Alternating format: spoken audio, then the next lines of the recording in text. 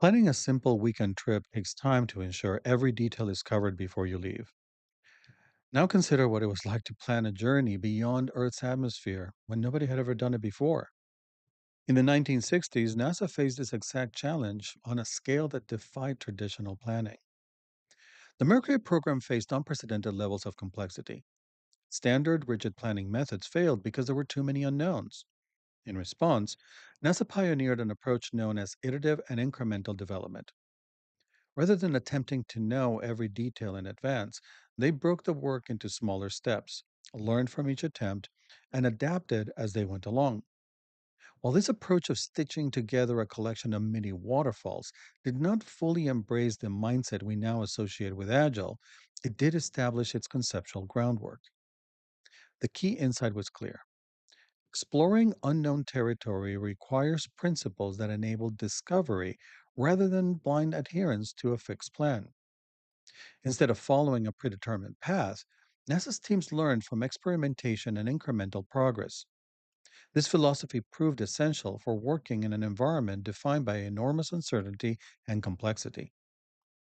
Similar thinking emerged at IBM's Federal Systems Division during the 1970s, where managing large, intricate systems demanded flexibility. They also turned to incremental approaches, making it possible to adapt as new information surfaced. This learning driven mindset maintained quality standards while navigating complexity. At around the same time, in the 1970s, Winston Royce, working at Lockheed, offered important observations on prevailing approaches for large scale work. His well known paper highlighted how purely sequential methods introduced excessive risk. Rather than endorsing a linear single pass approach, Royce actually warned against it, emphasizing the value of iterative refinement.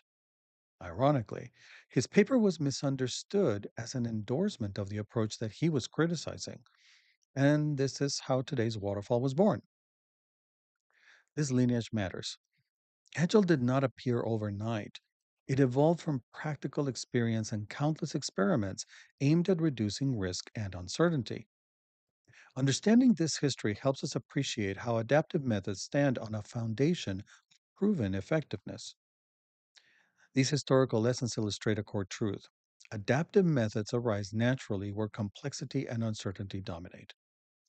NASA could not plan every detail of space exploration in advance. IBM could not predict every system interaction. Royce recognized that rigid planning fails when confronted with ever shifting variables. Today's integration of AI parallels these earlier frontiers. As we venture into new territory, incremental and adaptive approaches prove far more valuable than attempts to define every element up front, if it's at all possible to do. Decades before Agile Manifesto was written, organizations had already discovered the techniques that allowed them to navigate chaos and complexity effectively. Today's AI integrations require commanding expertise in the same complex and chaotic domains. As we chart our path through today's challenges, reflect on these earlier lessons. Like the Mercury program, we're exploring new frontiers. Like IBM's efforts, we're grappling with complexity. Like Royce's insights, we understand that rigid methods increase risk rather than reducing it. Adaptive practices have succeeded for decades, emerging whenever teams embrace learning, experimentation, and responsiveness over strict upfront planning.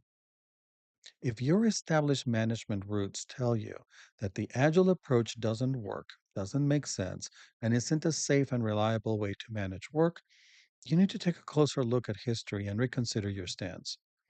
All that Agile has done is formalize a viable approach, one that has been built on experience of many decades, or perhaps a couple of thousand years. But that's a unique personal story that I look forward to sharing with you some other time. And if you found this helpful, don't forget to comment, like, and subscribe for more insights on building adaptive, resilient organizations in the era of AI. Thanks for watching.